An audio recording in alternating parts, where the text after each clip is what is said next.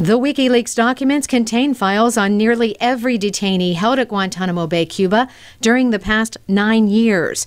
The files, analyzed by the New York Times, show what the newspaper calls flawed evidence to hold prisoners, listing words like possibly and unknown in detainees' threat assessments.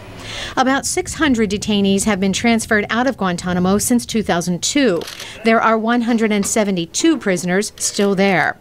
The WikiLeaks documents indicate the detainees would pose a high risk if they were released without proper supervision. Michelle McClure is executive director of American University's National Institute of Military Justice here in Washington. There are individuals at Guantanamo Bay who certainly deserve some sort of punishment for crimes that they've committed. There are individuals at Guantanamo Bay who didn't commit any crimes. The Pentagon says some of the WikiLeaks documents are based on outdated information on detainees, and that operation of the Guantanamo Bay facility would be affected if guards or interrogators are named in the documents.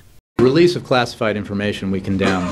The White House this week criticized the release of the documents. Spokesperson Jay Carney said President Barack Obama is committed to his campaign pledge of closing the detention center.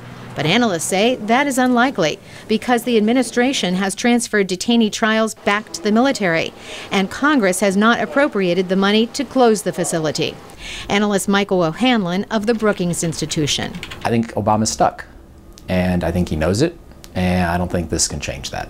O'Hanlon and McClure say the very idea of a detention center for alleged terrorists at Guantanamo poses legal challenges. It was always very questionable that the cleverness of this Guantanamo concept, where you put prisoners in a place where they're not within American legal jurisdiction and yet in a place that the United States controls. If you take people far from the battlefield, you're taking them away from people who can come forward and either provide evidence that these individuals really are bad guys, or that can provide the evidence to say, no, these folks were just wrong place, wrong time.